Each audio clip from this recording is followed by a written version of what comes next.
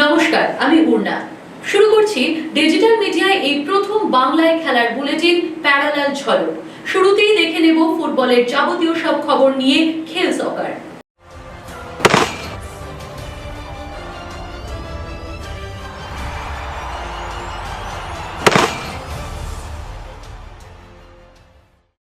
ইস্টবেঙ্গলের খারাপ পারফরমেন্সে বেশ মন খারাপ ট্রেভর জেমস মর্গানের। এখনও ইস্টবেঙ্গল তার ভালোবাসার জায়গা। এখন তিনি সুদূর অস্ট্রেলিয়ায়। সেখান থেকেই ভিডিও কলে কথা বললেন আমাদের সঙ্গে। ইস্টবেঙ্গলের পারফরমেন্স নিয়ে তার অনুভূতি, একই সঙ্গে বার্তা দিলেন তার প্রিয় লাল হলুদ সমর্থকদের। Well, football's can be up and down. You know, one minute you can experience all the highs of winning, and the next moment you're down in the dumps because you've lost. You know, it's 2 games into the season. You know, there's still a lot to play for. They've not got off to a good start, but it's not where you are now. It's where you are when the whistle goes at the last game of the season. That's when people should be judged. There is it the coach, or is it the supporters, or is it the media? You know, I'm sure that the coach, if there's a problem at centre back, the coach realises that, and he really then should look to be doing things in a different way. But as I say, there's only 2 games gone. I wouldn't start looking to make too many changes at the moment. You know, give it another 3 or 4 games and see how it goes. Well, it's always nice to be remembered. That's my time in India was good. We had a good side with good players. We had a good team. We had a good spirit within the club. And the players perform week in and week out. So, you know, as a coach, that's all you can ask for. You're going to get times when you don't win games.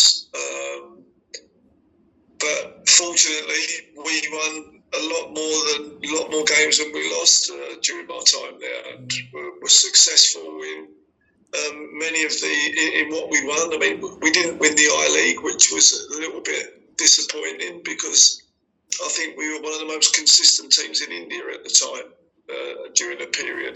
But we couldn't just get over the line on winning the league. But you know, we won plenty of other things and represented India in the. Now, just keep listening. If you're a supporter, you support your team no matter what. You know, I'm a West Ham fan, and I've supported West Ham all my life from the day I was born. It was in our family, and it's the same with East Bengal. You know, the people are born into being Bengalis and born into supporting East Bengal, and they follow East Bengal. It's just support your team. You know, once you don't get the support from the crowd, it can make it really difficult as a player. Not so much a coach, but certainly as a player, you become frightened to. You might make a mistake and the crowd get on to you. So I'd just say, you know, if you're supporting your team, support your team. Give everything you can to help them. Emami ইস্টবেঙ্গলে আবার উদ্বেগের নাম Dimitrios দিয়ামান্তাকোস। আবার চোট পেলেন, আবার ছিটকে গেলেন match থেকে। শুক্রবার এফসি গোয়ার বিরুদ্ধে তিনি খেলতে পারবেন না। আগের ম্যাচে কেরালা ব্লাস্টার্সের বিরুদ্ধে আবার চোট পান গত আইএসএলে সোনার বুটজয়ী ফুটবলার। তার চোটের জায়গায় এমআরআই হয়েছে। যদিও চোট খুব গুরুত্বপূর্ণ নয়, তবে অন্তত 7-8 দিন তিনি খেলতে পারবেন না।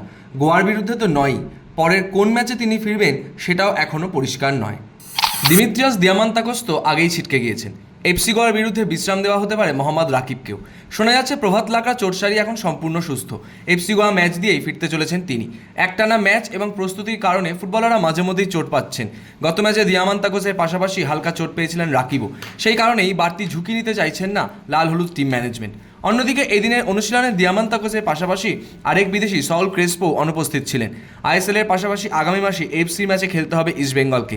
তার তোড়জোড়ও এখন থেকেই শুরু হয়ে গিয়েছে লাল হলুদ তাঁবুতে। আলবার্তো রড্রিগেজকে সম্ভবত কলকাতায় রেখেই বেঙ্গালুরু যাচ্ছে মোহনবাগান সুপার জায়ান্ট। তিনি এখনও রিহ্যাব করছেন। তার পক্ষে শনিবার মাঠে নামা হয়তো সম্ভব হবে না, তাই দলের সঙ্গে হয়তো তিনি যাচ্ছেন না। নুনো রেইজকে আইএসএলে খেলানোর একটা ভাবনা চিন্তা চলছে, তবে এখনই রেজিস্ট্রেশন করানো হচ্ছে না। তিনি বেঙ্গালুরুতেও দলের সঙ্গে যাচ্ছেন না। মোহনবাগানের আবেদন খারিজ করে দিল এএফসি চ্যাম্পিয়ন্স লিগ 2-তে ইরানের ক্লাবের বিরুদ্ধে খেলতে যাওয়ার জন্য কয়েকজন বিদেশের ভিসা পাওয়া যাবে না। তাদের ইরানের ভিসা পাওয়ার সমস্যা আছে, তাই ম্যাচটি নিরপেক্ষ দেশে করার জন্য আবেদন জানিয়েছিল মোহনবাগান সুপার জায়ান্ট, কিন্তু সে আবেদন মঞ্জুর করেনি এএফসি। মোহামেডানের এবার মিশন চেন্নাই এফসির বিরুদ্ধে ম্যাচ খেলতে বুধবার উড়ে গেল সাদাকালো ব্রিগেড।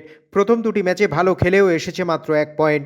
শেষ মুহূর্তে গোল খেয়ে দুটি ম্যাচেই পয়েন্ট হাতছাড়া হয়েছে, তাই এবার ছবি বদলাতে মরিয়া চেডনি সাপের দল। পুজোর পরই মালয়েশিয়ার বিরুদ্ধে নামছে ভারতীয় ফুটবল দল। আগামী 19শে নভেম্বর মালয়েশিয়ার বিরুদ্ধে একটি প্রস্তুতি ম্যাচ খেলবে men in blues brigade. Coach হিসেবে মানোলো মার্কুয়েজ শুরুটা খুব একটা ভালোভাবে করতে পারেননি। এবার তার সামনে মালয়েশিয়া চ্যালেঞ্জ। শেষবার গত অক্টোবরে মার্ডেকা কাপে মালয়েশিয়ার বিরুদ্ধে নেমেছিল ভারত। সেই ম্যাচে অবশ্য 2-4 গোলে হেরে গিয়েছিল ভারতীয় ফুটবল দল। এবার অবশ্য ঘরের মাঠেই মালয়েশিয়ার বিরুদ্ধে নামবে মেন ইন ব্লুজ ব্রিগেড। তবে কোন স্টেডিয়ামে খেলা হবে তা এখনও ঠিক হয়নি। রিয়াল মাদ্রিদের হয়ে ধারাবাহিকতা দেখাতে শুরু করেছেন কিলিয়ান এমবাপে। আলাভেসের বিরুদ্ধে এদিন ম্যাচে গোল করলেন তিনি। তার দল জিতল 3-2 গোলে। এই জয়ের ফলে 7 ম্যাচ খেলে 17 পয়েন্ট পেল তারা। অন্যদিকে বার্সেলোনা রয়েছে 18 পয়েন্টে। এদিন ম্যাচের প্রথমার্ধে দাপট দেখায় রিয়াল। খেলা শুরুর 1 মিনিটের মাথায় রিয়ালের হয়ে গোল করেন লুকাস ভাস্কুয়েজ এবং 40 মিনিটে এমবাপে। দ্বিতীয়ার্ধ শুরুর 3 মিনিটের মাথায় তৃতীয় গোল করেন রদ্রিগো। দেখে মনে হচ্ছিল সহজেই জয় পাবে রিয়াল, কিন্তু ম্যাচের 85 এবং 86 মিনিটের মাথায় কার্লোস বেনাভিডেজ এবং কিকে গার্সিয়ার গোলে চাপে পড়ে যায় রিয়াল। যদিও তারপর চেষ্টা করেও গোল সংখ্যা বাড়াতে পারেনি আলাভেজ। শেষ পর্যন্ত 3-2 ম্যাচ জেতে রিয়াল মাদ্রিদ। লা লিগায় আলাভেজের বিরুদ্ধে রিয়াল মাদ্রিদ 3-2 গোলে ম্যাচ জিতলেও বড় ধাক্কা রিয়াল শিবিরে। প্রথম 3 ম্যাচে এমবাপে গোল না পেলেও ধীরে ধীরে ছন্দে ফিরছিলেন তিনি। এদিন ম্যাচে 40 মিনিটের মাথায় গোলও করেন, কিন্তু 80 মিনিটে চোটের কারণে তাকে তুলে নিতে হয়। এখন শোনা যাচ্ছে তার বাঁ পায়ের থাইয়ের চোট এতটাই গুরুতর যে আগামী 3 সপ্তাহ মাঠের বাইরে থাকতে হতে পারে 25 বছর বয়সী এই ফরাসি তারকা ফুটবলারকে, যা রিয়াল মাদ্রিদ শিবিরের জন্য নিঃসন্দেহেই দুঃসংবাদ।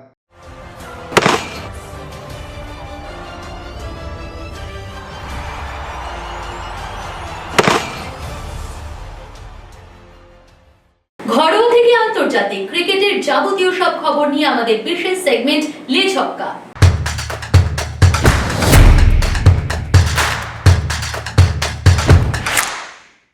কানপুরে জিততে পারলেই টেস্ট সিরিজ ভারতের। সেখানেই বাংলাদেশের বিরুদ্ধে ভারতের বোলিং লাইন আপ কী হবে তা নিয়ে শুরু হয়ে গিয়েছে জোর জল্পনা। কানপুরে শোনা যাচ্ছে পিচ খানিকটা স্লো এবং স্পিনাররা বাড়তি সুবিধা পেতে চলেছেন সেখানে। সেই কথা মাথায় রেখে এই ম্যাচে আকসারের বদলে কুলদীপ যাদবকেই খেলানোর সম্ভাবনা চলছে। শোনা যাচ্ছে আকসারের থেকে নাকি এগিয়েও রয়েছেন কুলদীপ যাদবই। সব কিছু ঠিকঠাক চললে দ্বিতীয় টেস্টে সাকিবকে রেখেই দল ঘোষণা করতে চলেছে বাংলাদেশ। প্রথম ম্যাচে বুমরার বোলিংয়ের সময় আঙুলের চোট পেয়েছিলেন তিনি। প্রথম টেস্ট শেষ হওয়ার পরই সাকিবের আঙুলের চোট থাকার কথা শোনা গিয়েছিল, তবে কোচ হাতুড়ি সিংহেই আশ্বস্ত করেছেন সকলকে। এখনও পর্যন্ত অবশ্য রিপোর্ট হাতে আসেনি, তবে দ্বিতীয় ম্যাচে সাকিব আল হাসানকে প্রথম একাদশে রেখেই দল গঠনের বার্তা দিয়েছেন বাংলাদেশের কোচ। বিরতি শেষ। বছরের শেষেই রয়েছে বর্ডার গাভাস্কার ট্রফি। তারই প্রস্তুতি শুরু করে দিলেন অস্ট্রেলিয়ার অধিনায়ক প্যাট কামিন্স। টি20 বিশ্বকাপের পরই বিরতি নিয়েছিলেন কামিন্স। সম্প্রতি অস্ট্রেলিয়া বনাম ইংল্যান্ড সিরিজেও নেই এই তারকা পেসার। একেবারে বর্ডার গাভাস্কার ট্রফি দিয়ে দেশের জার্সিতে ফিরতে চলেছেন তিনি। সেই সিরিজে সাফল্য পেতে মরিয়া অজি অধিনায়ক। তারই প্রস্তুতি আরম্ভ প্যাট কামিন্সের। নভেম্বরের মাঝামাঝি শুরু হবে বর্ডার গাভাস্কার ট্রফি। বর্তমানে বাংলাদেশ সিরিজ চলছে, তারপর নিউজিল্যান্ডের বিরুদ্ধে টেস্ট সিরিজ খেলতে নামবে ভারত। তবে এখন থেকেই ভারত অস্ট্রেলিয়া টেস্ট সিরিজের টিকিটের চাহিদা তুঙ্গে, বিশেষ করে বক্সিং ডে টেস্টের টিকিট।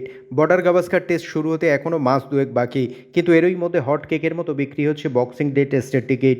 গতবারের থেকে এবারে টিকিটের চাহিদা 5.5 গুণ বেশি, যা দেখে অবাক অস্ট্রেলিয়ার ক্রিকেট কর্তারা। আসন্ন রঞ্জি ট্রফির জন্য দিল্লির সম্ভাব্য দলে বিরাট কোহলি। বুধবারই সেই তালিকা ঘোষণা করা হয়েছে ডিডিসি এর তরফে। তবে শুরু থেকে বিরাট কোহলি খেলার সম্ভাবনা নেই বললেই চলে।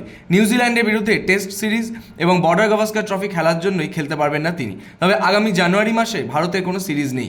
সেই সময় তিনি ইচ্ছা করলে কিংবা বিসিসিআই যদি পরামর্শ দেন, তবে দীর্ঘদিন পর ফের রঞ্জি ট্রফিতে দেখা যেতে পারে বিরাট কোহলিকে।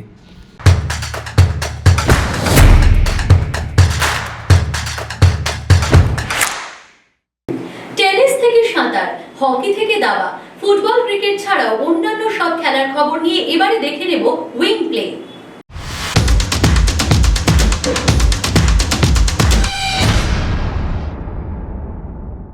পুজোর মুখে কলকাতাবাসীর জন্য সুখবর। আগামী 5ই অক্টোবর কলকাতায় আসছেন প্যারিস অলিম্পিক্সে জোড়া পদকজয়ী ভারতীয় শুটার মানু ভাকের।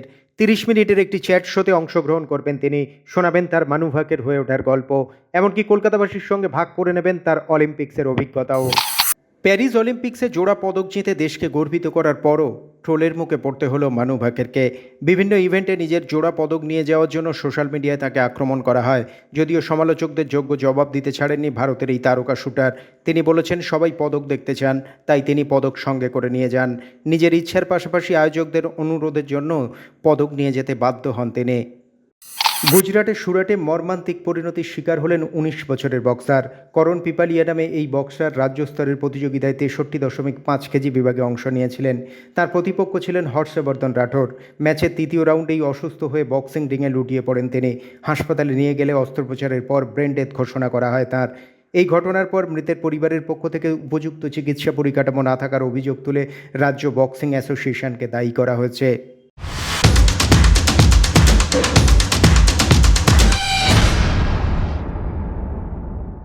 এবারে নানা রকম মন্তব্যের কোলাজ নিয়ে আমাদের বিশেষ segment throw in.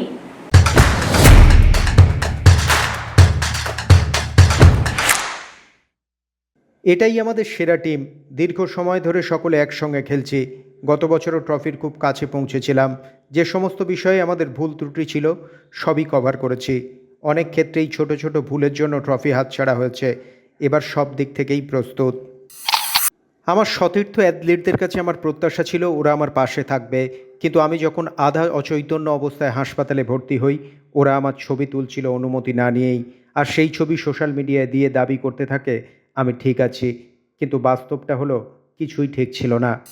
Higuain, Aguero, Karim Benzema, Robert Lewandowski, Suarez দলের সঙ্গে যোগসূত্র কিভাবে তৈরি করতে হয় তা জানে।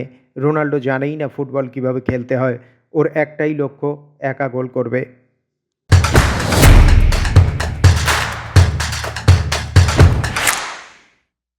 প্যারালাল ঝলক আজ এ পর্যন্তই। খেলার সেরা বুলেটিন প্যারালাল ঝলক দেখুন প্রতিদিন রাত 10টায়।